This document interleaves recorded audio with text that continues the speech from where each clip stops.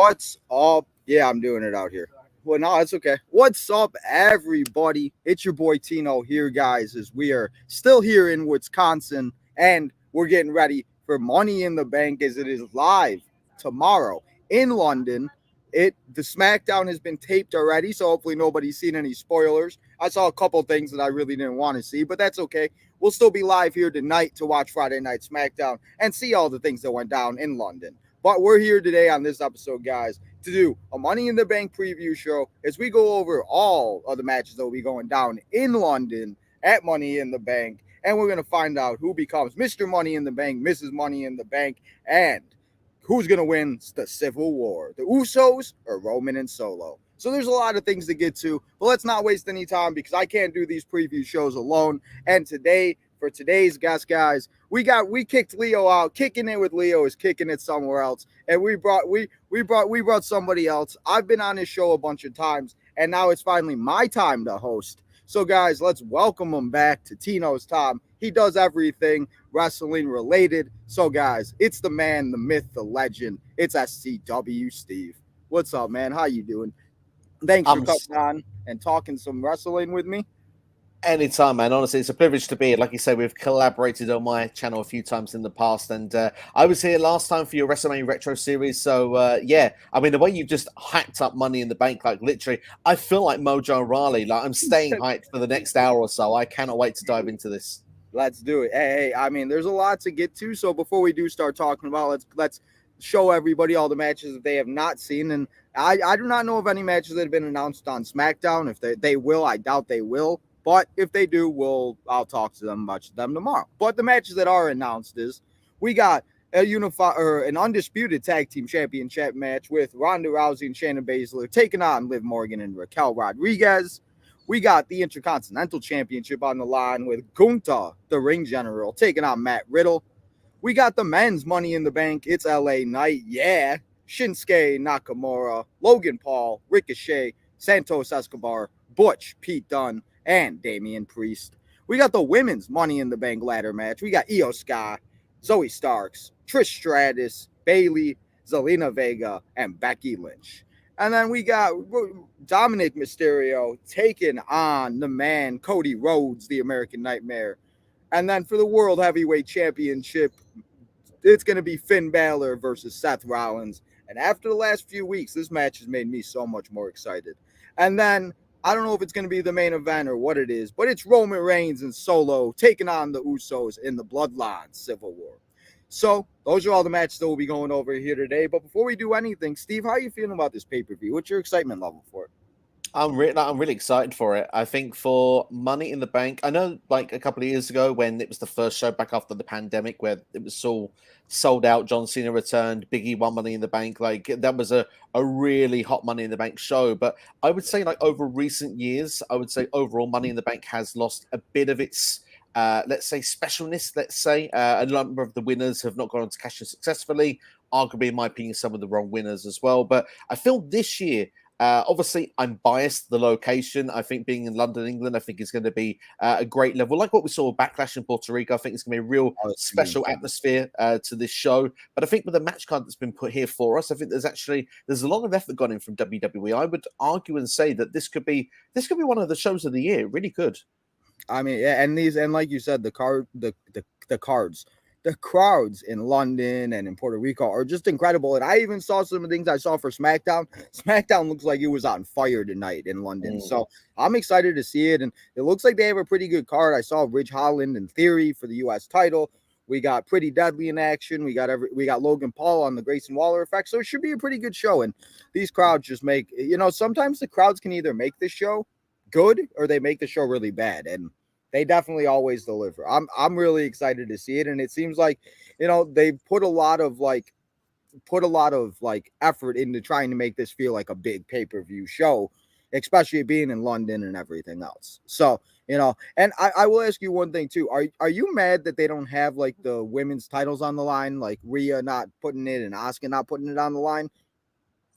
In one way, yes. In another way, no. I mean, for one, Asuka has her championship on the line against Charlotte Flair on SmackDown. So we know that one of the championship matches will be on the Friday because London has been blessed with SmackDown along with Money in the Bank. Rhea Ripley, of course, it would have been nice to see her defend the championship. I think it's probably more upsetting for the UK folk in attendance rather than I was sitting at home. But at the same time, I would say if you look at the women's Money in the Bank ladder match, firstly, with the exception of Carmella, who held the briefcase for 287 days, every briefcase from the women has either been cashed in on the same night or the next night on Raw, which goes to show you, obviously, with the Sunday pay-per-views, this is a Saturday pay-per-view. No women's on the line, afternoon as well. This is going to be, regardless, unless they call the champion out on the night, which let's not put it past WWE, this will actually be the second longest holder of the women's Money in the Bank briefcase, even if they just hold it until Monday Night Raw, which is an astonishing statistic. But I'm hopeful this year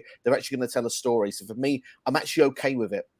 Yeah, and we'll obviously get to it once we talk about that match, because I don't want to talk about that match right away because that's a bigger match on the card. But I mean, I feel once we do talk about it, it's going to be really interesting to see who wins, because as you said, just holding it for like an extra day, if they pull something out of the hat where they have like Zelina Vega win or something like that, or I think possibly Trish could win it too, but we'll obviously get to all of that when we do talk about that match. So I figured the first match we will talk about, we'll get the matches that we're not excited out of the way first. At least I'm not too. We'll get it out of the way, and then we'll talk about all the good ones. So first match I wanted to talk about here today is that undisputed women's tag team match, because I feel like there's really not too much to say about it. Ronda Rousey and Shayna Baszler, they beat Alba Fire and Isla Dawn to become the undisputed tag team champions. I don't know if they're going to get a new design. I don't know if they're just going to carry on the women's tag titles. I don't know. But they're going to go on and take on a returning Liv Morgan after Liv Morgan got injured and took a little bit of time off, teaming back up with Raquel Rodriguez. And I've talked a lot about this on my shows and everything. I just don't know. And we've even talked about with these women's tag teams, just putting the women's tag teams together and these tag teams just like this and that, where it's like, I feel like Alba Fire and Isla Dawn should have won because they've kind of felt like a tag team, and like Katana Chance and Kaden Carter getting an opportunity because they feel like it. And it just like, I don't know why everybody thinks Ronda is that big of a draw, because I just feel like she's really not. So how do you feel about this match? And do you think Raquel and Liv have any type of opportunity? Because in all honesty, I really don't believe that they're gonna win. I feel like this is gonna be like a match like right before like the main event or something like that. It's a very loaded question to start off there with it, and My bad. No, I like it. I like it. There's a chance to dig in some detail because, like you said, there's two very interesting teams here that have been put together. We obviously Raquel, Liv, obviously were the champions that had to relinquish the titles. But you said that the idea about Ronda and Shayna. Obviously, did they need the championships over Isla Dawn and Alba Fire? And for me, I feel like they do, because obviously, like you said, that maybe Ronda maybe not as big a draw as what she was, but if you classify now under namesakes, two stars from NXT or someone that has been in the main event of WrestleMania, Ronda still has got more of a stock in WWE, and more importantly, backstage, she's got stock as well. And if they want to make something of this women's tag team division, and I'm not trying to upset Sasha fans, I'm not trying to upset Bayley fans when I say this, because it should have done for them as well. But if WWE do not make a women's tag team division with Ronda Rousey and Shayna Baszler at the top with that gold, they're not going to do it. So for me, I look at this and say that I think that this is going to be an opportunity to try and build a division. You mentioned Alba Fire, Isla Dawn. They've got a reason to try and get the championships back, get a rematch in the future. Katana Chance, Kaden Carter, a chance in the future to have a breakout moment against those champions. Now they've got a chance to try and get better and try and win the titles down the line. We've got Sonya and Chelsea. We've got Damage Control. We've got Trish and Zoe Stark. We've hopefully going to have Candice LeRae and Indy Hartwell when Indy's back there. We've got probably the likes of Michin that's not doing a lot as well. So we've got people that can be thrown together in tag teams. We can make a division, and hopefully it's something that WWE will do when people are not going for the women's championships. When you look at the other two, you said that, do they stand a chance? Liv and Raquel, for me, although they are part of this tag team division right now, Rhea Ripley, you mentioned her a couple of minutes ago, is crying out for challengers. We've seen the Talias, we've seen the Dana Brooks, we've seen, got that Zelina Vega as well. Yeah. She's steamrolled through them people. It's time to get Liv and Raquel going in the singles division, because then Rhea has something to do until we can get to like the Becky Lynches of this world, because Becky's currently tied up with Trish. I think that's going to go a bit longer term. So for me, for SummerSlam, for example, we've seen the stare down with Rhea and Raquel. Let's get Ronda, Shayna retain. Raquel then can go off and go for singles glory. Liv Morgan can try and work herself up, and perhaps maybe when it comes to Payback, Fastlane, her opportunities come there. And I agree with like almost pretty much everything you just said with that, because we've seen what Rhea and Raquel can do. People, again, I always say this. Go back and watch the rivalry in NXT. I wish people would. I know there's a lot of wrestling on. I know it's hard to watch. If you have a little bit of time, the match they had in New Year's Evil, that was one of the first pay-per-views I covered here on like my channel and everything. And when Raquel threw, when Rhea threw Raquel through the door, was it Raquel that threw Rhea through the door? And that match that they had was just incredible and everything like that. We know what they can do. So I think that's exactly what needs to happen. And like you said, like building these divisions, like I just like you said, with like building the tag teams like Candice and Indy. And I didn't know Indy was hurt as bad as she was, just like Grayson Waller too. Yeah, A lot of people didn't realize that Grayson was as hurt as he was. It makes sense why he's not wrestling, though. At least they have him on TV doing something. And that's the one thing I will say about these NXT call-ups real quick so far, is that at least we've seen a lot of them on TV, like Pretty Deadly, Waller, Carmelo and Braun were on there. Like, they're at least trying to use them better than what they have done in the past. So I agree with you on that, where Raquel and Liv, I think, need to go their own separate ways. And I've heard people say Liv could join Judgment Day, Liv could do this and that. Liv could even make her own faction if she really wanted to. She could make like a Riot Squad 2.0 with whatever and name it something else if she really wanted. I think she could be a person that could lead a faction. And I mean, factions in any type of division, I'm all for it. Women, men, tag, whatever you want to do, I'm all for it.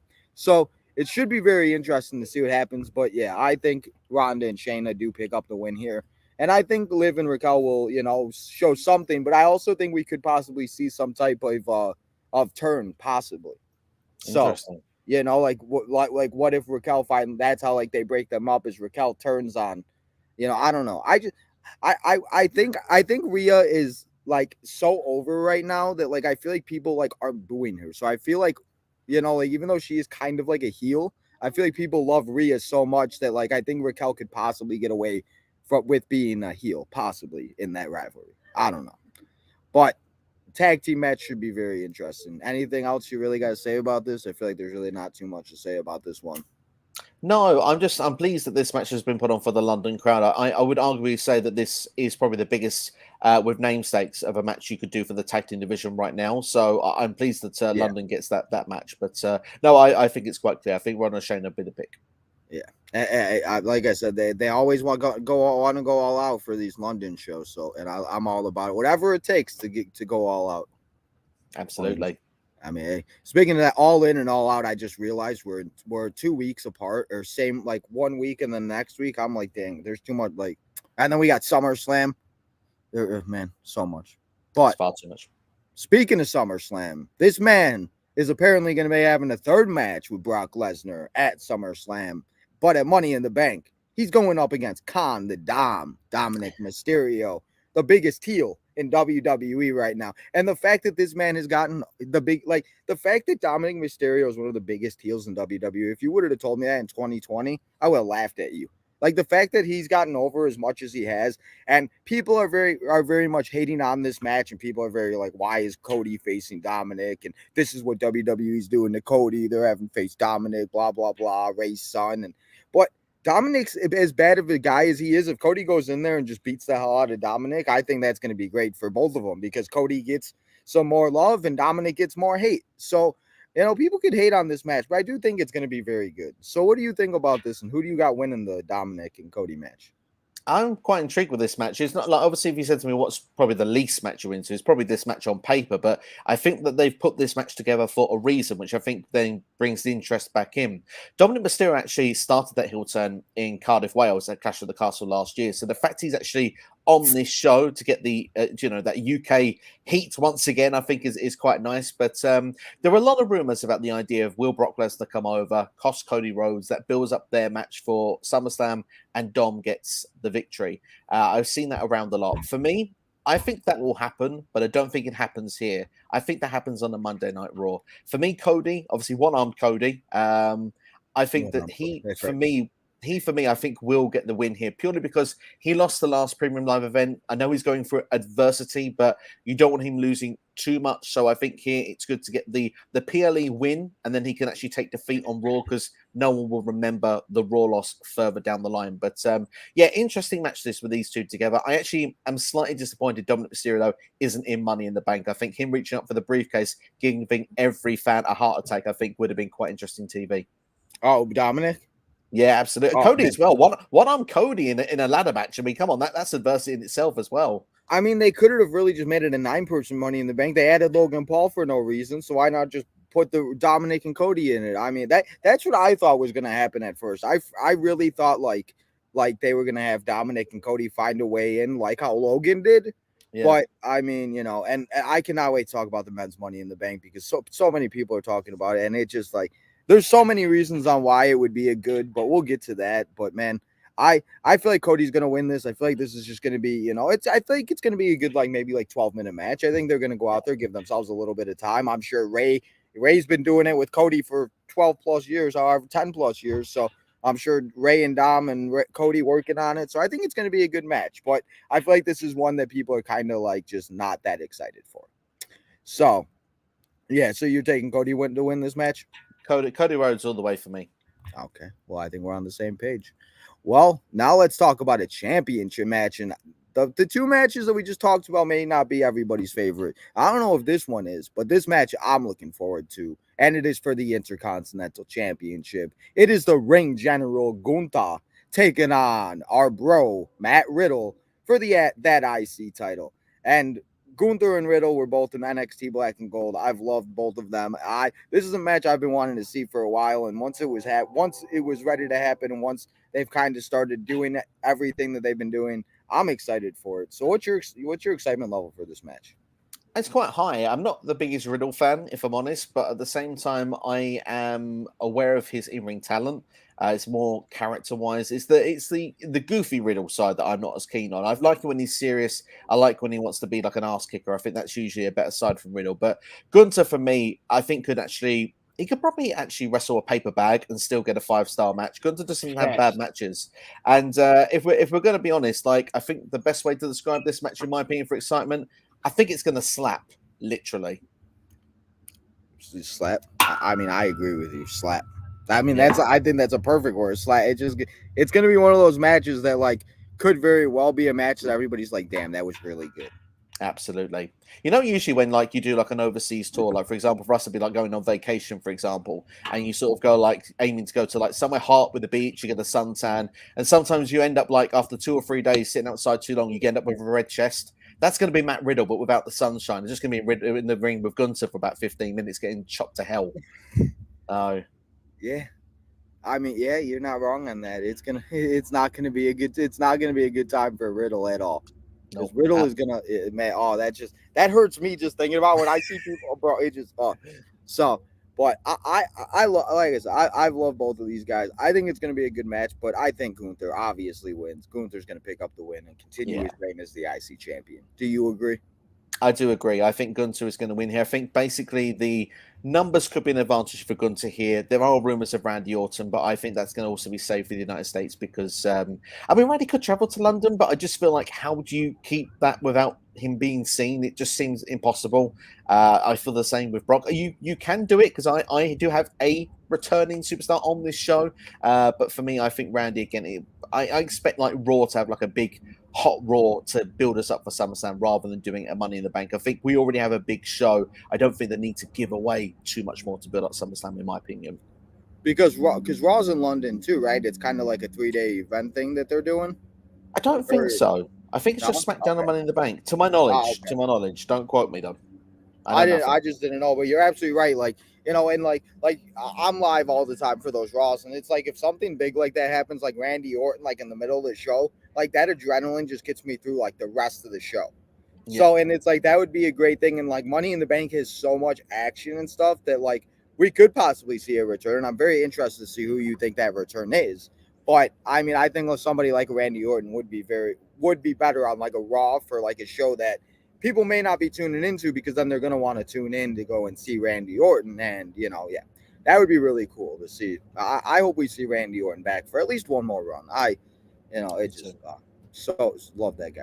But Gunther, the Ring General, going to continue his reign, continue to just do what he's doing. And just Gunther is the blueprint of how every NXT superstar should be used to be put in the position.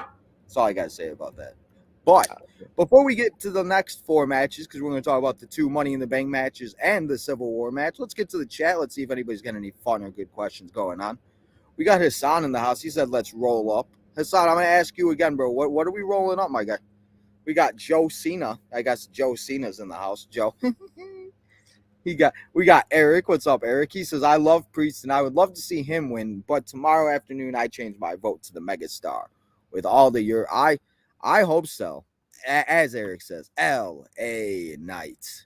Man, we'll talk about that match in a couple minutes, but I'm praying. I keep praying every 11-11. I'm like, please have LA Knight win money.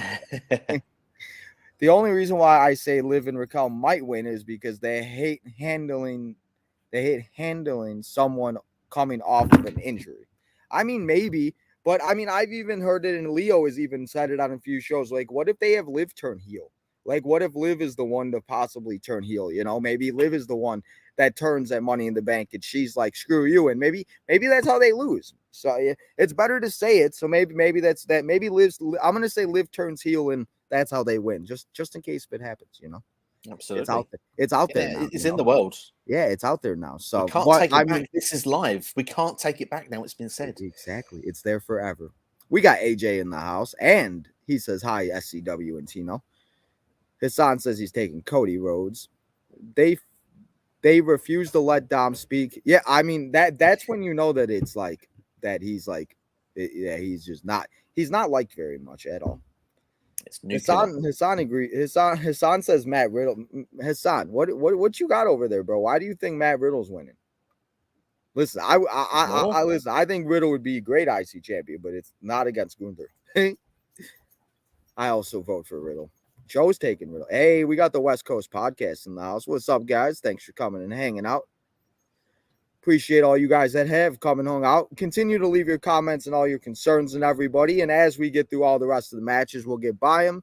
Ask us some questions. What do you guys got? Money in the Bank, Fight Forever, 2K, anything you want to talk about, write it in the chat. We'll be here for as long as you let us be. But let's get to the last 4 matches on this card. And let's talk about first the women's Money in the Bank match. Because as you said earlier, the women's Money in the Bank has either been cashed in on the night of, besides Carmella.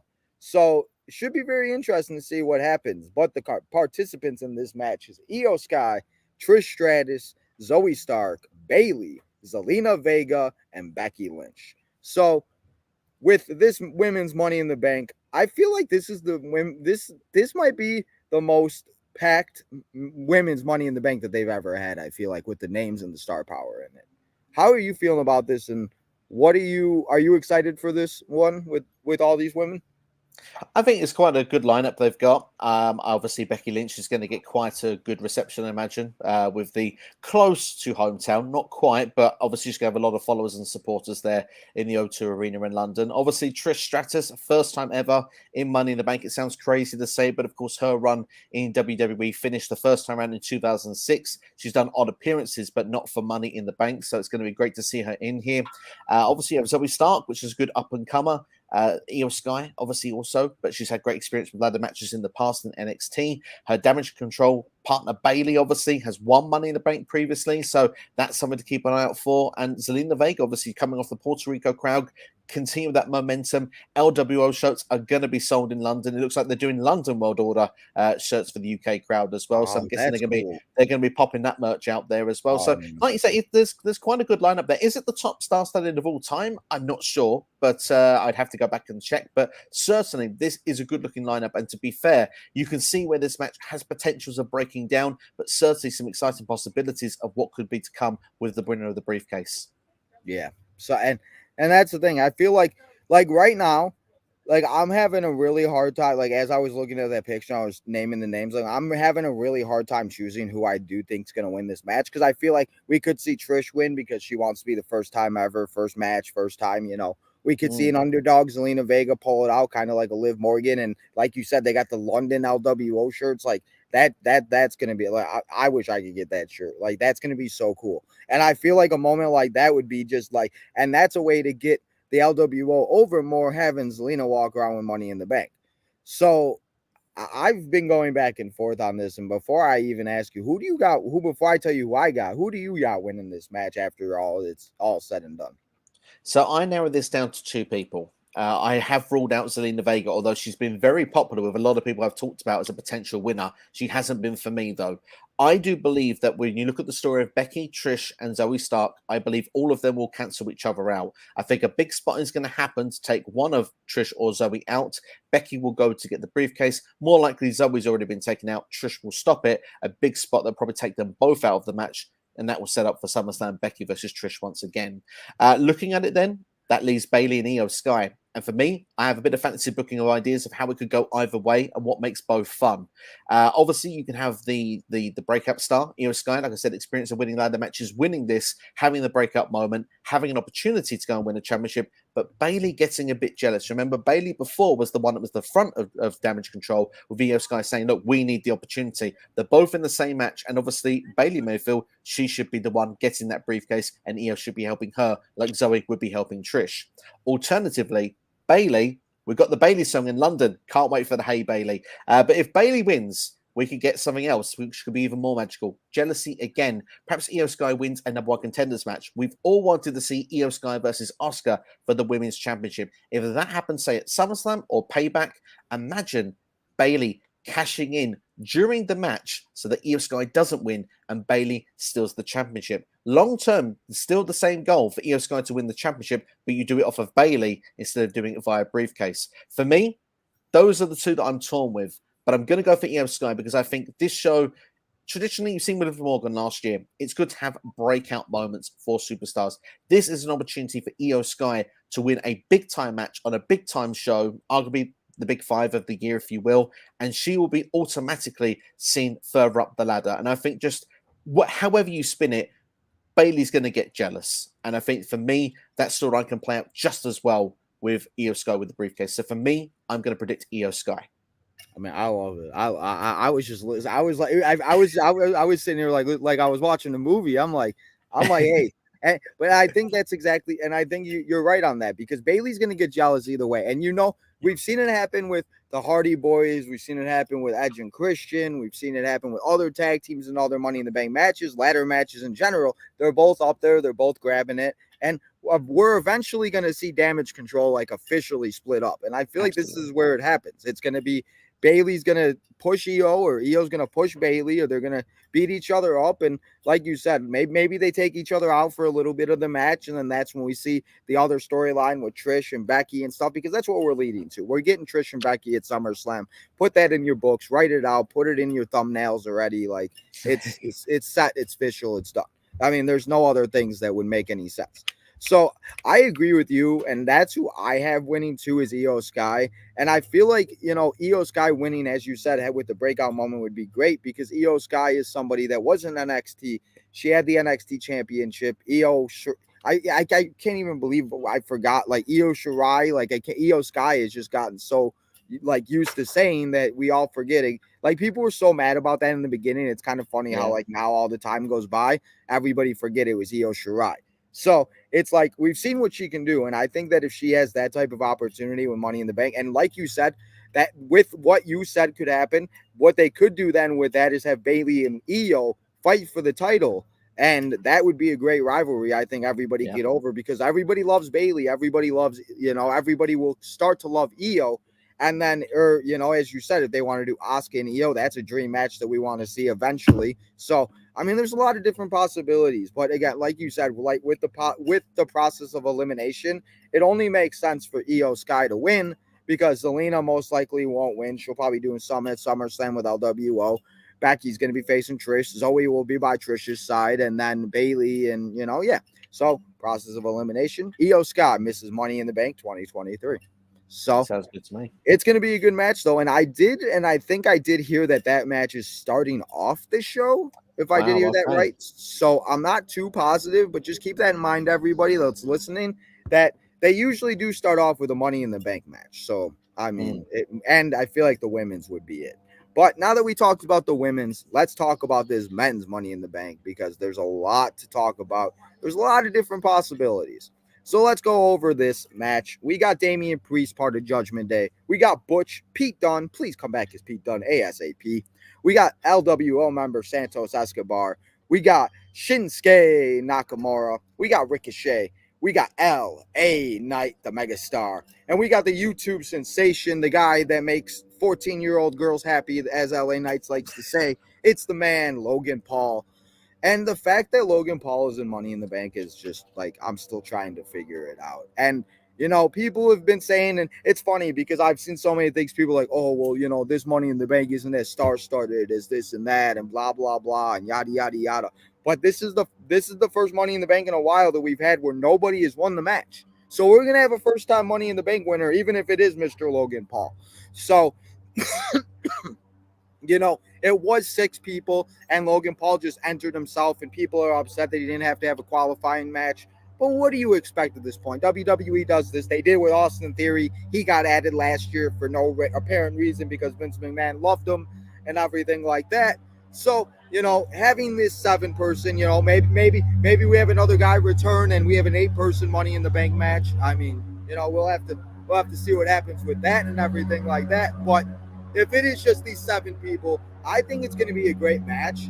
And, you know, I've been talking about a lot who I think is going to win and everything like that. But I want to say, and I want to see what you agree with me on this, because before I forget to say it, I want to say it. People might not like it, but Logan Paul winning the Money in the Bank would only make the sense in the world. I had my stepbrother was he has his room and he moved in and everything with us and like with me in the basement. He had all of his friends over and we were talking and they're talking about Logan Paul. They're not talking about the LA Knight. They're not talking about Shinsuke. They're talking about Logan Paul. And the fact that Logan Paul is being known for WWE, that's exactly what they want. So if Logan Paul was to win this, he could bring it on YouTube. He could bring it on Impulsive. He could bring it everywhere else he goes. And imagine the eyes that are on it and him walking around being like, I'm Mr. Money in the Bank. I'm going to cash in on Seth Rollins or Roman Reigns. Or they did add the rule this year. You could cash in on the U.S. champion or the IC champion. But I really wouldn't want to cash in on Gunther. And Austin Theory, I don't know how Austin, I don't know. So I feel like whoever does win is going to have to cash in on Roman or Seth. But it would only make sense. The eyes and the reach that Logan Paul would get on this Money in the Bank, people, again, might not like it. But it would be, as Triple H and they used to like to say, it's best for business. Because the amount of people that would start watching and stuff, the amount of people that like my cousin, he's like Logan Paul. He don't know nobody else besides like Seth and Roman and stuff. But the fact that Logan Paul is known more than a lot of these superstars that we've known forever is crazy. So I wanted to see what you thought about that with Logan winning. Like it might very well be one of the best things because they're considering it, so we can't put it out of the possibilities. So what do you think about that with like Logan? I mean, again, I have an opportunity of making myself very unpopular here, which I don't want to do on your channel, Tino. It's nice to be here. I want everyone to be happy I'm here, but I agree with you 100%. I do think that there's a strong possibility this can happen. You mentioned the idea there of Money in the Bank turning up on Impulsive. Imagine Jake Paul having a fight in Madison Square Garden, and there's that briefcase. Imagine wherever Logan goes, that briefcase is going to go. It's win-win for WWE. And think about it, like you said there, the popularity that Logan carries for people that are outside the company. It's all about that merchandise. There's probably Money in the Bank briefcases on sale at WWEshop.com right now, and they'll sell out because Logan Paul has won the match. And the other beautiful thing that could work for WWE Creative, because what we discussed in the last match is something that WWE hasn't done for years, a storyline with that briefcase, especially for the women's side. WWE are going to have trouble thinking of a storyline for 2 briefcases. You've effectively got to do the same storyline twice in 2 different directions. If Logan Paul wins it, an attraction superstar who only turns up on occasion has 1 full year to cash that in, you are really not going to see it coming the day Logan Paul turns up because he hasn't even got to be involved in a match. You don't even think about Logan Paul when he's not there. He will just come in, his music, his briefcase, cash it in, and win whatever said championship. And then, of course, that point, if he wins a championship, again, that goes to, I suppose, the red carpets. It goes to Impulsive. It goes to wherever he goes. Logan Paul with these props that WWE, because they are essentially props, the briefcase of the championships, that's what they want to do. They want to get outside of the box to a different audience. Unfortunately, and I don't agree with it, but Tino, we don't matter. The viewers probably watching this, we're not the criteria that WWE is aiming for. They want us. They don't care what we have to say. We just do this for fun. They want the mainstream audience. They want it back in the days, like in 1998, where the biggest merchant sellers were WWE and South Park. That's pretty much what they want to get back to. And Logan Paul Steve, what can you know help about get back in South that Park? direction. Oh, South Park was massive back for us back in the day. It was as big in the UK as it was in the States. I remember used to having one of the big Cartman toy things I used to have back in the Oh day, my man. That was God. So great. absolutely, yeah. It was awesome. Man, and that's the thing, like the amount of eyes that Logan can get on this, where like somebody's gonna watch Impulsive because they like Logan Paul, they're gonna see the briefcase and be like, "What's Money in the Bank?"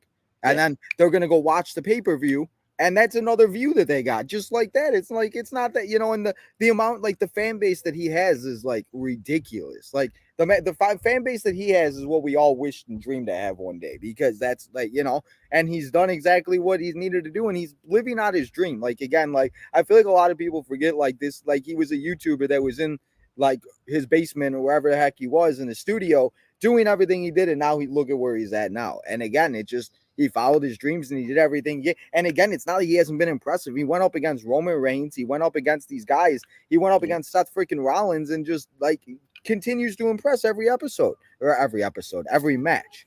So I mean, it would make sense first Logan to win. I'm not going to take Logan Paul to win, but everybody just has to realize if it happens, it happens. We can't get mad about it. And that's the other thing I've realized. Like the people that get so mad about these things, it's like, why do you get mad? As you just said, they don't listen to us. They don't care. They don't, they have their own objective. They just want people to watch it, buy, pay, and and it's funny you talk about the toy Money in the Banks. I just went to a store here in Wisconsin and they had the gold one that Seth had. It was like a lunchbox. It was like a small one, because I was just like, but it's just like, you know what I mean? But somebody's going to buy that because they see Logan Paul with it. And that's all they care about. So talking about the Logan Paul, we have 6 other great competitors in this match and everything like that. So who do you have winning this match? And do you think we see some like crazy spots? Do you think this is just going to be like a spot fest? Potentially. I mean, just to quickly go on, because we mentioned Logan Paul, so I'll link him in with this. Obviously, just to finish off what you said there, the clue's in the name. The first word of this pay-per-view, money. That's what WWE cares about. Money. It's not literally, money's what it matters. But I imagine, don't we all? There's not enough of it. That's the problem, Tim. There's just not enough of it. But I'm sure that we're going to get viral moments from Logan Paul in this match. If he doesn't win it, obviously he shared a viral moment in the Royal Rumble with Ricochet. We may build. That's still going viral, I think. There you go.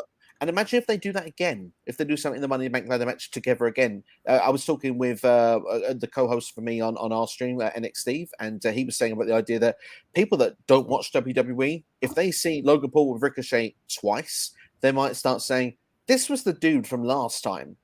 Maybe I should keep an eye on what this guy is doing, because Ricochet obviously can do some really spectacular things with Logan Paul. That's a way of actually making a superstar out of just moments that are going around on TikTok, and it's unbelievable what the magic and power of those sort of small social media reels can do. For me, looking at it, I do think it'll be a spot fest. Like we've got Ricochet in there, we've got Santos Escobar, who's got experience with ladder matches in NXT. Also, obviously Lucha Underground. Obviously Ricochet and Santos have been there before. Shinsuke's been in Money in the Bank before. I believe 2021 was his last appearance, if I'm not mistaken. We've got people that are definitely got experience with other matches. Damian Priest, of course, I believe was a former North American champion, won via a ladder match as well back in NXT. And LA Knight, obviously, again, I think he may have been involved in a ladder match with Cameron Grimes, which involved the $1 million championship. Yeah, that's how he won the $1 million championship. I have that picture in my head where he won, and he's just like, oh man, that moment. Oh, and we talk about LA Knight. The fact that people across the pond are screaming LA Knight's name is crazy. Like I was listening to a podcast. He was on Chris Van Vliet. Van Vliet. Okay, there we go. And he was talking about how he was the press conference that they just recently had. They're screaming his name, and he's not even there. He's in his hotel room watching it on Peacock or whatever it was on, like we all were. And the fact that they're screaming his name is crazy. And he's probably one of the most over guys right now. And he's another one that, thank God they got rid of the Max Dupree nonsense that they were doing and everything like that, because it was a disaster. And did you see the reason why they said they did that was because he was too old? Yeah. That was just like, what? Like, Edge is like 50 and still doing it. Like Sting is 79, 80 years old, jumping off of ladders and not breaking tables for some reason. Oh my God. That's a whole nother podcast about that. But I'm going to take LA Knight to win this match. Yeah. Because who should win this match. So who do you got winning this match after it's all said and done? Right. So I have three categories in my head. Obviously, we've gone through Logan Paul's, which in a way is logic. But then you go with what are your actual predictions? And I've got one that's in my heart and I've got one that's in my head. The head prediction is Damian Priest because when I look at Damian Priest, obviously we've mentioned Puerto Rico a couple of times in this stream. The match with Bad Bunny, everyone was coming out the other side going, "What a fantastic match! How great was Bad Bunny?" This was a whole show built around this Bad Bunny match. But think about the dance partner. Damian Priest was a part of that match, helped probably choreograph that match, made Bad Bunny look good, sold every spot to perfection. That was a 5-star performance from Damian Priest, and that had to get a thank you somewhere. He wasn't on WrestleMania, and obviously there must be a thank you probably coming further down the line for him because being in such a magical moment like that, and obviously doing the job, he's going to get rewarded somewhere. And I think Money in the Bank could be that place. He's been flirted with main eventers. He's wrestled Cody, he's wrestled Seth in main events of Monday Night Raw.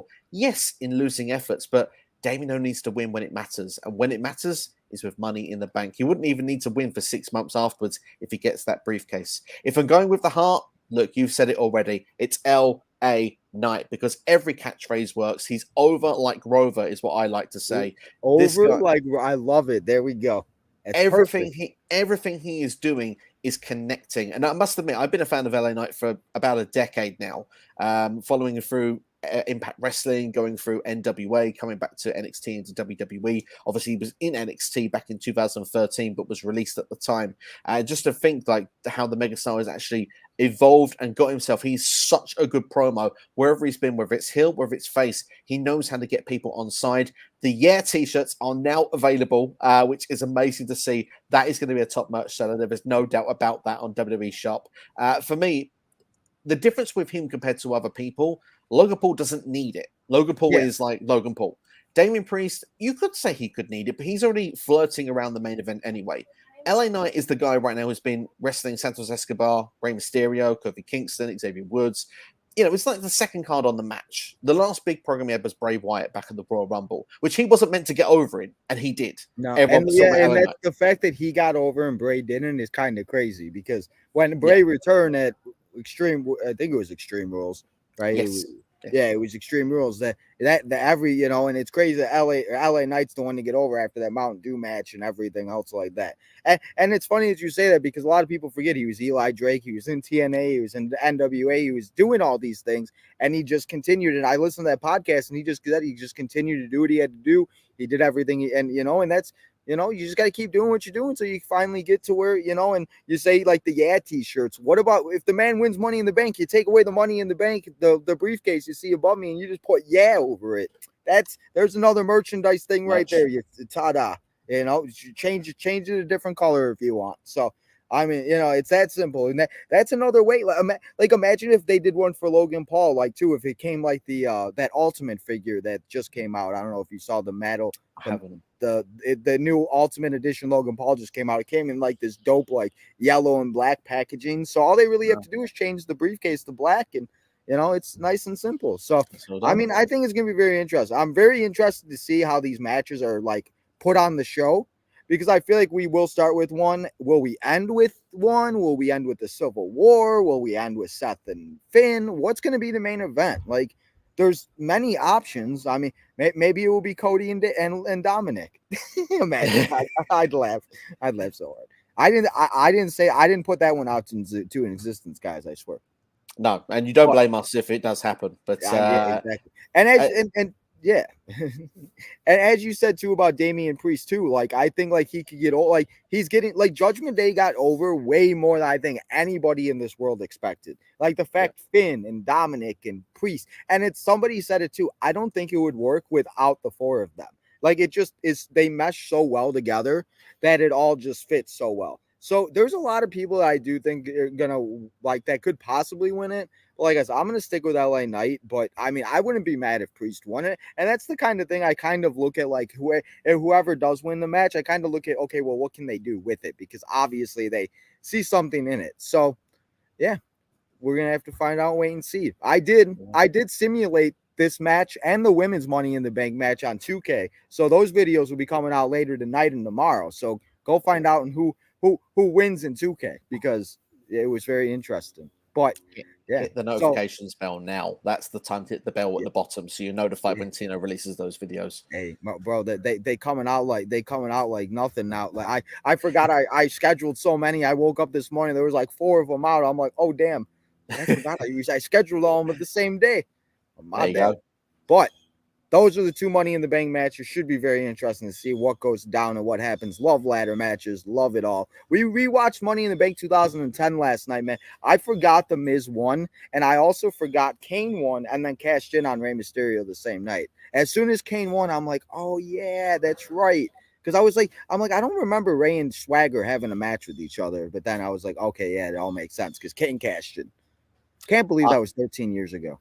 It's scary how that's gone around 13 years. It's like I felt like a young whippersnapper at the time. I was like, full of life, up to these shows were nothing to stay up to like 4 o'clock in the morning for a UK guy back in the day. And nowadays it's like, oh no, it starts at 1. It's just it's so much tougher now. And you think, how's 13 years gone by, man? It's just sick. I don't even want to think about it. I know, and it's crazy to think about like Leo was in there last night. Me and Leo watched. He told me he was 9 years old. I was like, I can't with you. I'm done. I'm like, go away. I can't with you. I'm like, I just can't. And then we were him, like, that's it. Like the people that were in like the matches and like the people that now are in AEW and stuff like that. It's just so crazy, like how many like throughout the years, how much really does change. And speaking of throughout the years, let's talk about a match that is coming and has been I'm looking, I can't think of the word. It's been a match coming in the year, making in the years, or I don't know what that saying is. 7 years in the making. There we go. 7 years in the making. It is for the World Heavyweight Championship. It is Seth freaking Rollins taking on up 1/2 of Judgment Day, fourth of Judgment Day, Finn Balor. And I don't know about you, but after the way Finn Balor did what he's done to Seth Rollins the last few weeks and that promo that they did with when them going back to the SummerSlam match and everything, I was getting chills up and down my body watching that because we talk about 7 years ago was a long time ago. It's like crazy to think about. Like that was the match that, like seeing how young Finn looked when he had to give the belt back to Mick Foley. Like I remember watching that and I'm like he didn't look that young, and now he looks like a little baby compared to what he looks now. So this match is for the World Heavyweight Champion. It is a match, as you said, 7 years in the making. Do you think Finn Balor can pull this off? I'm really happy that we've got the side of Finn that we've had in the last few weeks, especially his video package he had on Raw this past week. He's probably needed to do that in front of fans, and everyone just sung Seth's song all over it. So to do that in a video package, we got to see this Finn with the bitterness and how it came. The fact that it wasn't even the injury, it was the fact that Seth laughed at him, and the fact that he's just not been able to get back to that opportunity. Now he's got real grit and he's got real reason. He's been taking Seth out, especially with those coup de grace on the stomach, attacks on NXT, on Raw.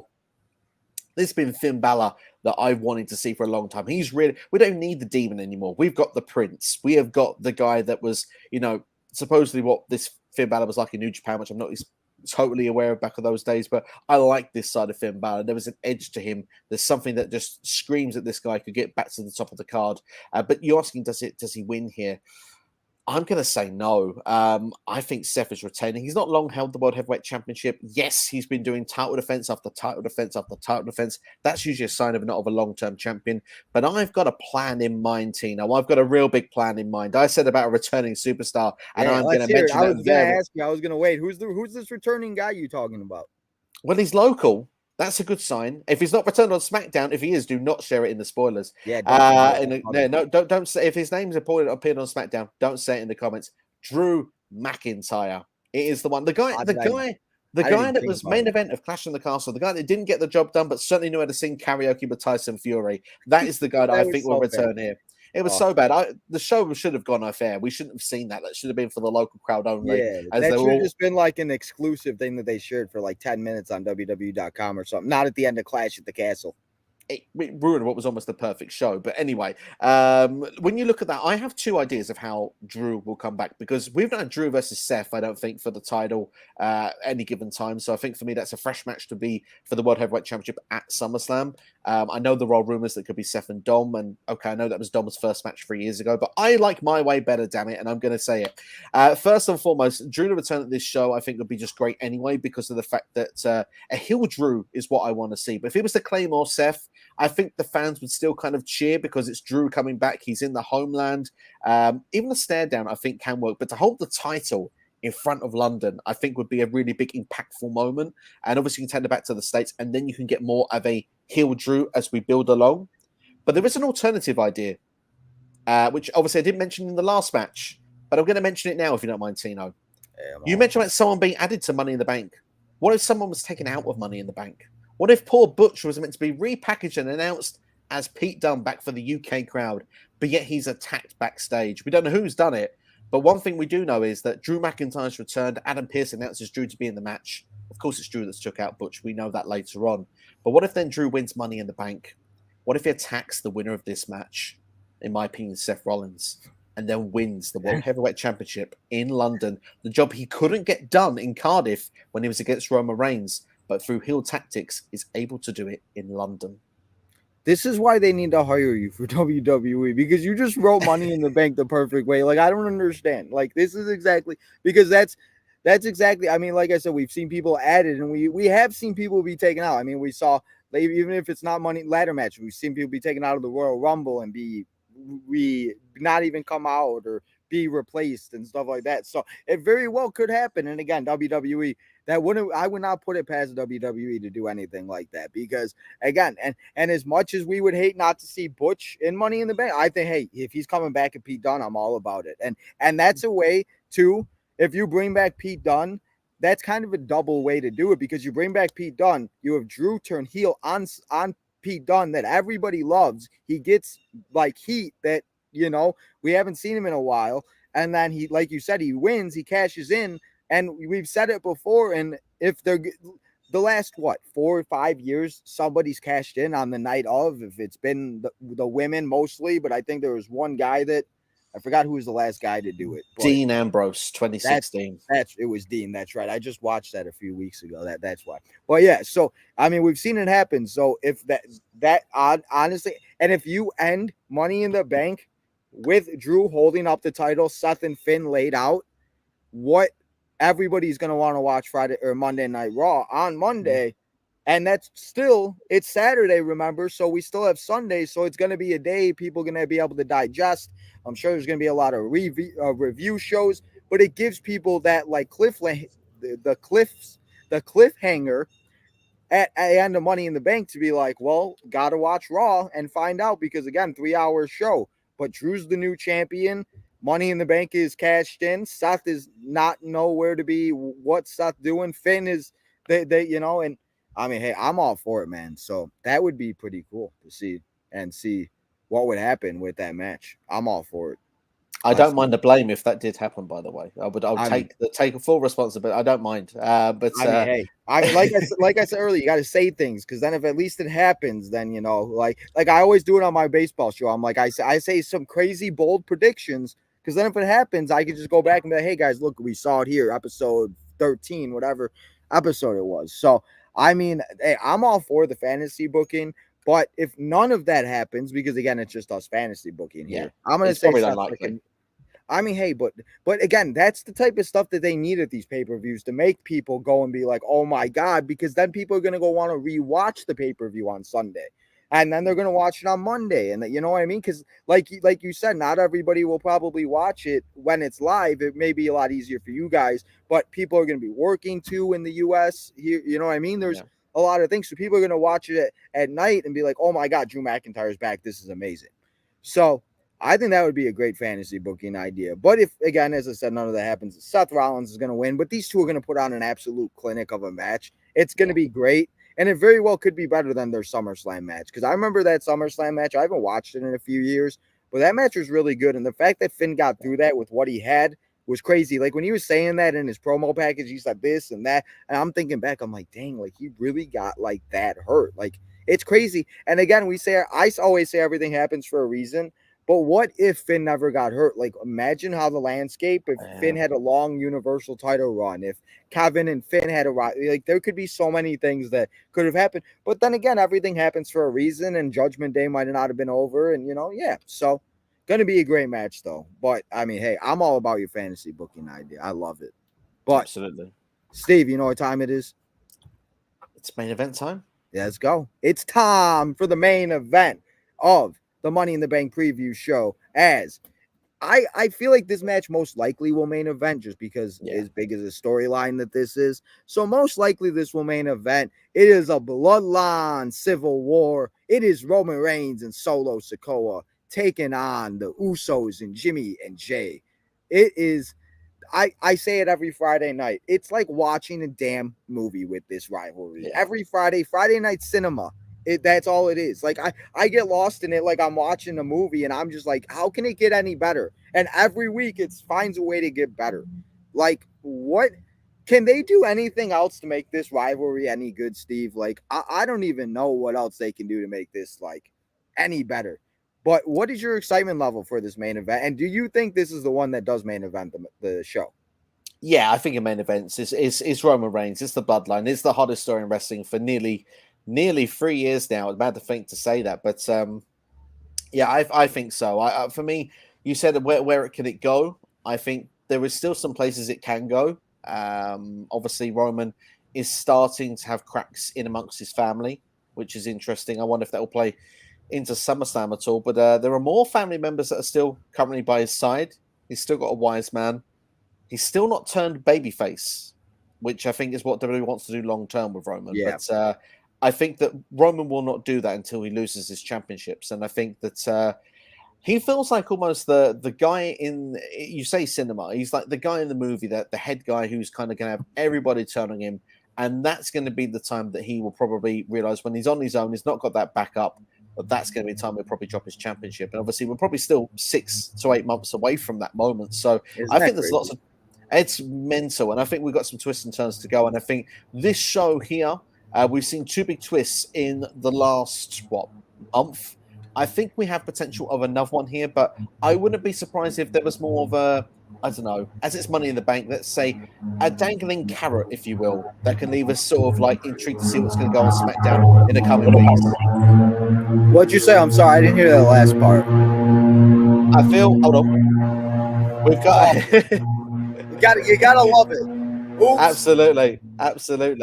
I think, to be fair, that could be actually Roman sending some troops actually just to stop us from talking about the breakup of the bloodline. But still, I think that there could be just a tease here of something further, what's to come that could lead into SummerSlam. I'm not sure if a full breakup happens here, but I wouldn't be surprised either way at this point. The bloodline is giving us so many great storylines, so many great little twists and turns that literally at this point anything could happen. I think that's what the intrigue and excitement is. You feel like you can't miss each part of the story. Yeah, sorry about that. We have duck boats, I guess, that go by the river here in Wisconsin. That's interesting. That's fair. That's fair. I was like, okay, then. Well, can't control the river, guys. I can't control the duck boats. They don't care about my Money in the Bank preview show. But yeah, I mean, and that's the thing. I feel like we could see some, but I don't know if they're gonna fully break up. And I feel like maybe we see some type of like tension between Roman and Solo, something like that, and everything like that. But this is another one. I'm having a really hard time choosing who wins. So who do you got winning? And maybe you can convince me, because I keep going back and forth and I just don't know. So, I mean, I've not actually even said this on my own shows, but I mean, the way I'm looking at this story breakout here, when you look at the Bloodline Civil War, it is effectively, obviously, family against each other, but you have got 2 single stars, really. Roman Reigns, the top superstar of the company, is a single star. He's not a tag team wrestler with Solo Sikoa, against now what would be argued one of, if not the greatest tag team of all time in the Usos, also part of the bloodline. So that story is going to play into this then. Is it 2 single stars or the tag team that comes out with the W? I think that that's almost the story that played out into Night of Champions as well, because Roman and Solo felt like they could do what the tag team couldn't, and the 2 single stars. But Roman, when he does lose, it's in a tag team. He lost in a tag team match with Sami Zayn at the turn of the year to Kevin Owens and John Cena. He lost at the last PLE with Solo against Sami and KO. I've got a funny feeling that Solo's eating another pinfall. That's what I think is going to happen here. And I think the Usos are going to prove that they are the tag team here. I think when it gets to SummerSlam, I think Roman proves he is the single star, and he will beat an Uso, probably Jey Uso, to retain his championships. But here I'm going for the Usos to win. And just to add, as I said, that little seed of something to make you think, oh, what's coming next? I think that there's going to be miscommunication in this match. I think that Roman is going to go for the spear, potentially on, let's say, Jey Uso. I think that he's going to miss, and I think that he's going to spear Solo Sikoa. I think a double super kick to Roman. I think then the splash from Jey Uso. You get the 1, the 2, and the 3. So that's how I'm predicting this one to go. Hi. Yes, hi, Puppy. You gotta love I it. love special guests. Hey, I got a few of them. I got like 3 of them here. But hey, I love them. I love them. Bring them all in. I got another one here. You want another one? What's up? Hi, Absolutely. Puppy. Hey guys, we got puppies in here everywhere. Now they're everywhere. I feel like we can move over the bloodline. We can talk about the Shield instead. It's the Hounds of Justice. I mean, literally, there's 3 of them too. I mean, hey, but I've been going back and forth, and I first said Roman and Solo because I thought maybe that, but I mean, everything you just said makes more sense, and you're absolutely right with them proving that they're like the bigger tag team and everything like that, and they are the tag team of the Usos and everything like that, and Roman and Solo are just put together. I think it would only make sense for the Usos to win because it would just be like, okay, well, now they can kind of, because what are they going to do also after? Like, it should be very interesting, because like eventually there is going to be a time where they're not feuding with Roman and Solo. So, just getting them that win. And as you said, Solo is probably going to take another L. But I really do hope, and again, Solo is another one that came up. He hasn't changed his name. He hasn't changed his look. He hasn't changed anything. So another, I think, no matter what, we've seen him. He's been a former North American champion. He could possibly become a future mid-card champion, or even I think he could become a champion one day. I think he very well could be a world champion one day, because as much as people love him, I say it all the time, he's Umaga reincarnated with the spike and everything. It's just like the similarities is ridiculous. So I'm going to agree with you, and I'm going to change it because my first pick was Roman and Solo. But I'm going to have to agree with you on this one that it just would only make sense for the Usos to win and Solo to take the pinfall. Because if Roman and Solo do win, what does that really do? And you know what I mean? It just really wouldn't make too much sense for them to win this match. But I think it's going to be a great match. It's going to be it's going to be Saturday morning cinema, Saturday afternoon cinema, wherever you're at. And it's just going to be a great match. And most likely, like I said, probably main eventing is the biggest storyline in all of professional wrestling. So you got anything else to say about this Civil War match? Do you think there's no like stipulation or anything? Is there like where it's like no DQ or anything, or is it just like a regular tag team match?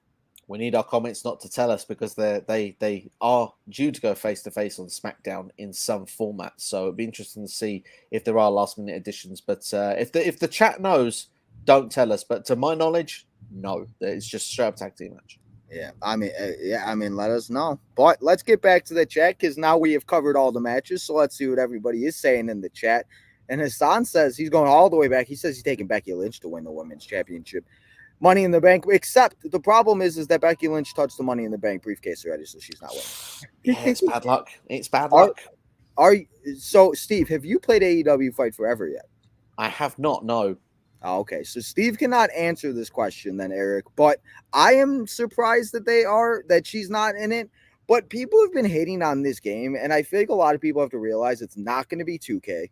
It's not going to be what they do with that. It's a different type of a game. It's an arcade type of a game. I've had it. I played it for a few hours before we went live for Dynamite. I had so much fun. I thought it's a different type of video game. It brings you back to the old type of games like the No Mercies and stuff like that. And for people that like played that, I was young, but I still played them, and those were so much fun.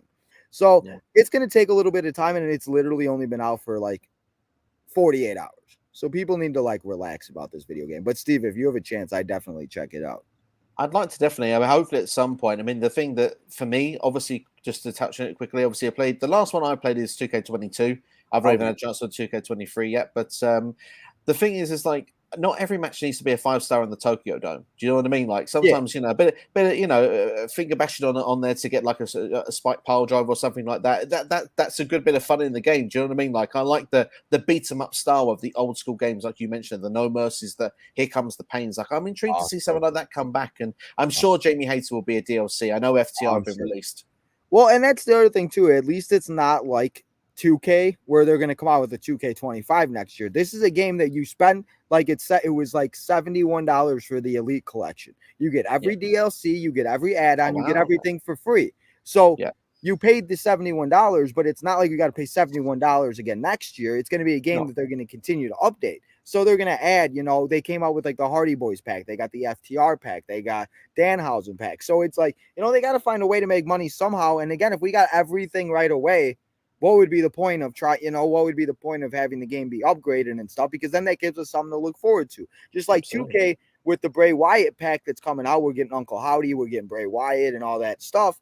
It's like, like that's fun and all, but I mean, it's only fun for a certain amount of time where like you got to get another one. So like, because once the DLC stops for WWE, people are going to be like, it is what it is and it's boring and, and they complain and, And I've seen a lot of people having problems with the game, but again, it's only 2 days out. So I feel like people need to, We got Seth freaking Rollins in the house. I don't know if you noted, but I guess Seth that comes into Tino's time all the time now. I like it. He said SmackDown was already filmed and Dominic and Cody are main eventing tomorrow. That's a lie. I'm sure that's a lie. But don't worry, Seth. I will still sing your song. Hey, we all will, won't we? What if everything you said about Drew happens with Logan? What if Logan wins Money in the Bank, cashes in at the end of the show, and standing tall above Finn Balor and Seth Rollins? That would be some crazy shit. It would be, but he would be a world heavyweight champion. That's pretty much what would happen. We wouldn't be able to get away from it. But I like what Erica suggested, the idea, because Carmelo Hayes definitely no NXT champion has been cashed on before. That certainly would be something that I think WWE will look to explore at some point. And I wouldn't be surprised to see not necessarily Logan Paul with the NXT Championship, although that would be great for that brand. Imagine they want to renegotiate the deal. Oh, by the way, you're NXT champion, Logan Paul. It's not something that needs to be done, but that's going to put money on the contract. But at the same time, I think someone like an LA Knight definitely would be good for Carmelo Hayes. But again, I want them to stay with the main roster as well. So wait and see. We'll wait and see what happens. But anything can happen. It's Money in the Bank. There's a briefcase in there. There's ladders. Let's see what happens. It's going to get crazy. Exactly. Hey, I mean, if Logan does win and he goes to NXT, he'd fit in perfectly with the colors he wears. He's got the black and yellow. He'd fit perfectly. I did a match. I was doing AEW versus WWE and 2K. I did Adam Cole versus Logan Paul, and they fit perfectly at NXT. So, I mean, hey, Logan Paul NXT champion. I mean, I feel like people might not like it, but it's so funny because nobody watches NXT. So maybe that would be a way for people to watch NXT because everybody complains about not watching NXT, but then you'd have to tune in to watch NXT. And I haven't got that far into the chat about Carmelo Hayes. What'd you think about Carmelo Hayes' Raw debut against Finn Balor, even though he did lose clean? So I will try not to talk as long as I did in my own stream about this because I went on for about 10 minutes. But if it's only I wouldn't have booked the match, but as you have booked Carmelo Hayes, the NXT champion, against the top contender for the Raw World Heavyweight Championship, it's a different level. It was right for Finn Balor to win the match. And it wasn't a squash match. Carmelo Hayes looked good in that match. In fact, if anything, you can see you've got a future star there with this guy. It wasn't like Karrion Kross, NXT champion, losing to Jeff Hardy in 1 minute 55 when Jeff Hardy spent 6 months on main event. You're losing to a top contender. I call NXT swimming with the fishes. I call Raw swimming with the sharks. I think at this point it is the right call. But would I have booked the match? No, I would not have. I think that you could have got around it there. That way, Carmelo Hayes wouldn't have had to have eaten a pinfall. But certainly, it's a big-time match. It was an exciting match. It was a great match.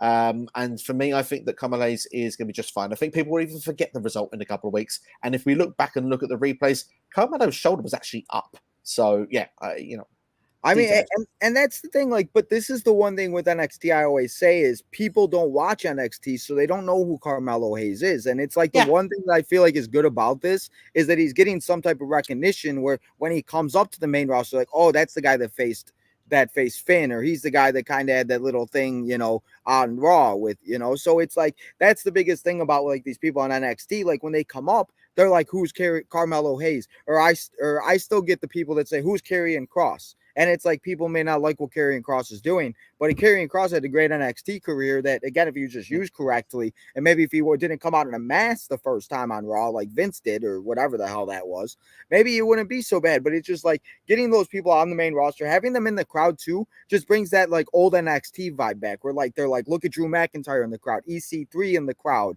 Asuka, Britt Baker was in the crowd at one of those shows at one time.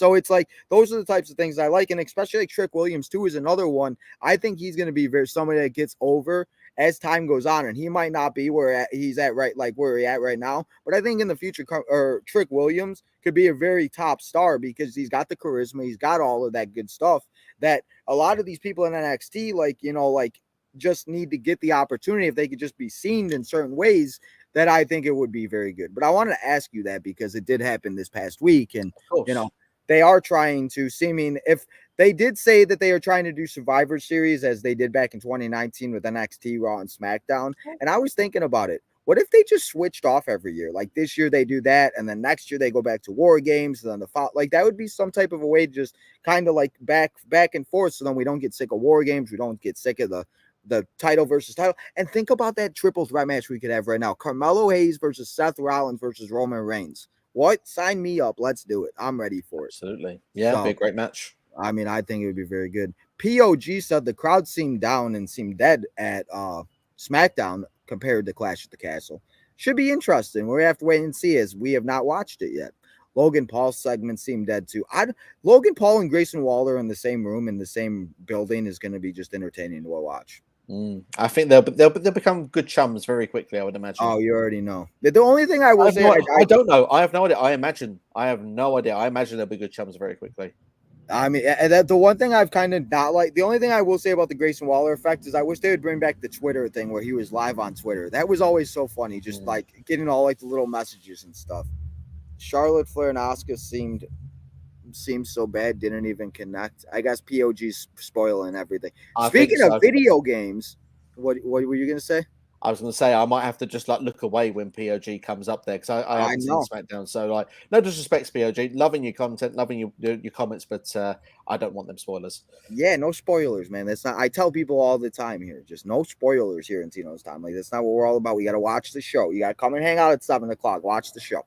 Absolutely. But speaking of video games, we got Temple in the house. Temple has not been having a good time with Fight Forever, I guess. Temple's just having a bad time, I guess. I guess it keeps crashing and stuff. But Temple, let me know how the game's going now. But he says Seth Rollins retains, Logan cashes in on the same night, just for Twitter to cry about, bro. That sometimes that's the best about it, just to go and see what Twitter's complaining about. Absolutely. Chris said he got it, but cannot play. Oh, because there's an error in the application. See, I even had any issues with it. I played it. I went live for 2 hours, and then I played it for 2 extra hours after I went live. So I haven't had any problems with it. I saw Chris Danger, Denkops 2, play like a 3.5 hour road to the Elite Series. So maybe it's like just like the certain systems. Maybe it's because if you have like a PS4 or Xbox One, maybe that's why, because I got the PlayStation 5 and the Xbox X now. So I don't know. But hard to say. We're gonna have to see. This is now turned into a video game podcast. Yeah. He said on another note for games, guess who's fixed the entire bug? Hey, there we go. If it continues, hey, there you go, Tom. He said he fixed it, so that's good. That's good news indeed, though. London's clock and Tino's time. London's clock and Tino's time has a great ring to it. Hey, I like it. Absolutely. This is interesting. Gallus with Drew McIntyre. I mean, Gallus is the NXT champions, but I mean, if they were to come up to the main roster, I feel like putting them somebody with Drew could be a way to get them over. Kind of like, like how like they've done with other superstars, because that's how they seem to do it. They seem to pair people up like they did with Zoe and Trish. Yeah. And I think Zoe's going to get over to a point because of Trish Stratus. So, yeah. I mean, hey, I wouldn't mind to see it, but Gallus would have to lose those tag titles, and I don't really see them losing them to like Malik and Idris or the tag teams that are there. So I think right now, I think they're going to stay there. Priest is a dark horse. I think Priest, and as you said earlier, with Bad Bunny and everything else like that, like Priest has been that guy that he's been putting on matches. He's been there. He's been putting in work. The transformation that the man has made from when he was back in high school and when he was on the football teams to now is ridiculous. So I would not hate seeing Judgment Day walking around with all types of props. Women's championships, they got money in the bank. I mean, hey, I'm all for it. His son says he votes for the usual one. Chris says he's got the Usos winning and Jay pins Roman. I don't see Roman taking a pin at all. No, me neither. I just don't see it. I don't see it happen. Couple of ways of booking Money in the Bank. JD, we can't forget about our guy JD McDonough, I think, helps Finn Balor win the world title. Rollins retains, but Logan cashes in. McIntyre and Gallus debut, cost Rollins, and that's where Logan cashes in. I mean, Temple, you got a lot of good ideas over there, bro. I feel like JD is eventually going to join Judgment Day. And what if Priest wins Money in the Bank? Finn gets jealous because Finn lost against Seth. They bring in JD and they turn on Priest on Monday Night Raw. That could be something. That would be great. And it's getting near the annual Let's Kick Out a member of Judgment Day. So I think Damian Priest could be that next one on the chopping block. Yeah. And I mean that's the thing. It's just a matter of time before, Finally, outside chance of Priest winning and Balor winning and the Judgment Day split. Priest cashes in on Balor. That would be interesting to have.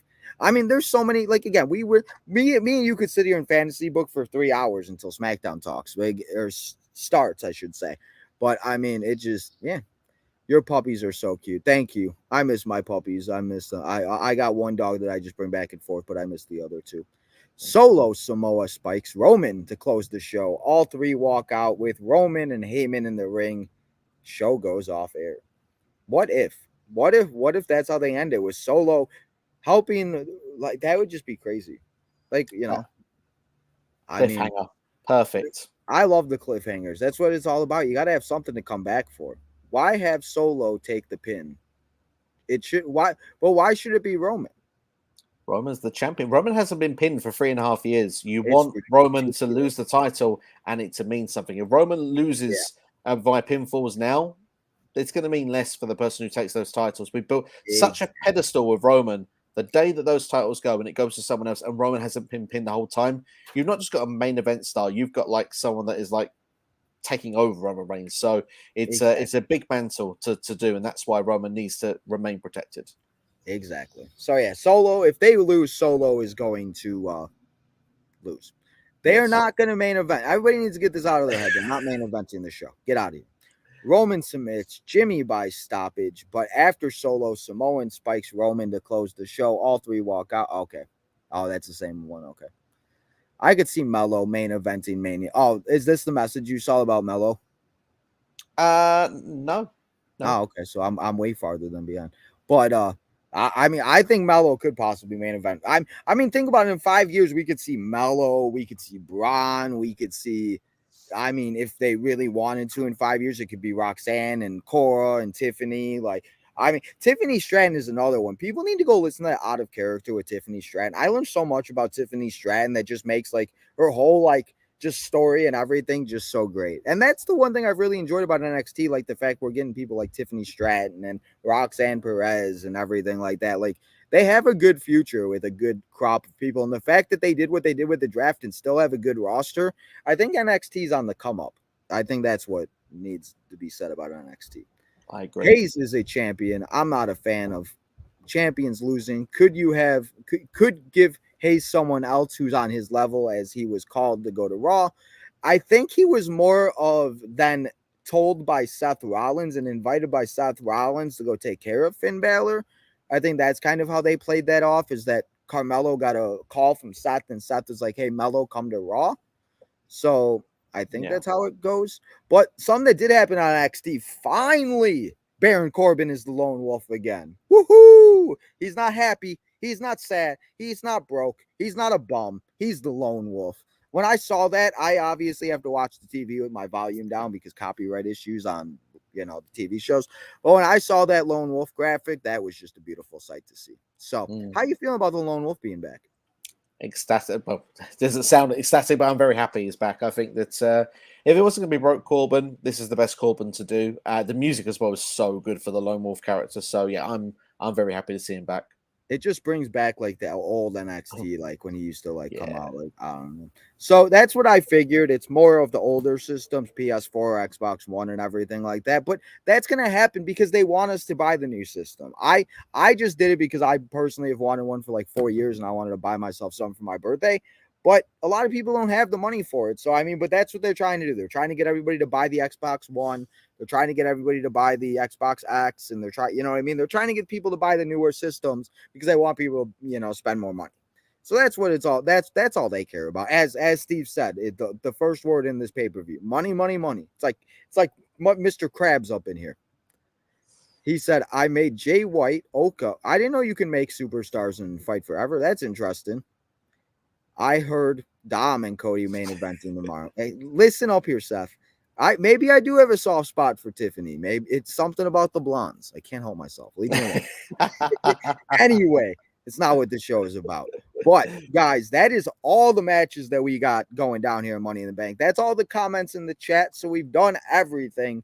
Steve, I want to say thank you so much for coming here, hanging out for an hour and a half, 20 minutes, talking everything Money in the Bank. Any last words before we go here and we say goodbye and we get ready for Friday Night SmackDown and Money in the Bank live? I just want to say thank you for having me. It's been a pleasure to talk to you about Money in the Bank. I want to say a big thank you to the chat as well, everyone that's kept us company while we've been here for the last hour and 20 minutes. And make sure to hit that subscribe button. Tino's time. I say it on my channel. Let me say it on yours. It doesn't matter what time zone you're in the world, ladies and gentlemen. When you look at that watch, when you look at that phone, it is Tino's time, ladies and gentlemen. So make sure wherever you are right now, hit the subscribe button, hit that like button, hit the notification. And then when it's time for SmackDown, you make sure you can join Tino for Tino's time. It's going to be a great watch, I can promise you. Hey, I appreciate it, man. But let everybody know where they can go and find you as you are on the road. What are you on the road to? Like 2,000-3,000, I think. You're taking it over. 2000, yeah, 2000. Well, long way to go for the takeover process. But all I can say is that, as you can see there with the handles here, if you want to follow me on Twitter, we got the @SCW_Steve. The YouTube channel is SCW The Wrestling Channel, as you can see underneath there in the white. But you can also follow me on Instagram under SCW The Wrestling Channel also. So yeah, make sure to hit me up on those platforms. Check out a video as well. And yeah, hope to see you around for some fun times, some live streams. I do a few of those over there as well, and would love to interact with you all. Hey, well, there you go. Everybody go check out SCW, Steve. And we got a few more comments in here before we go. POG says Seth cannot lose. Stats shown that Seth already defended more times than Roman did in a year. This might be a good storyline going forward. That is very true. It could very well be. And then we got Eric. He asked, Eric, if you buy the regular game, it's about probably like $4.99 for each DLC pack. So that's why it's just better to buy the $71 edition, because then you just get everything included. And that is for the Xbox One X. So that might be a little cheaper on the Xbox One because it's obviously a lower system. So yeah. Oh, we got Mr. Jadis in the house coming in randomly. Mr. Jadis. He says NFL free agency. I think it's the NFL or NBA starts at 6:00. So, but that's for all the baseball and stuff news, everybody. But guys, that's all we got here for you today on Tino's time, at least for Money in the Bank preview show. But we'll be back here, guys, in 3 short hours for Friday Night SmackDown, because you guys know, as Steve said, in any other time zone, it's always Tino's time. So, guys, remember to go follow all the social medias. I'm not going to read them off all here. We'll be back here in 2 hours. Remember to go hit that like button, subscribe, join the nation as we're on the road to 2K. Turn that notification button on. Become a member of the channel. Leave a super chat, all that fun stuff. Merchandise coming out next week, guys. Get excited. Southside Boys. Tino's Time, 1,000 merchandise. Michelle, you're finally going to get your t-shirt and your figure. I've not forgotten about you, but still waiting on these t-shirts. Gotta love shipping, bro. But Steve, thank you so much. Thank you so much for coming on. Thank you to everybody in the chat. But guys, enjoy the rest of your Friday afternoon, and I'll see you guys all in a few short hours for Friday Night SmackDown in London. Peace.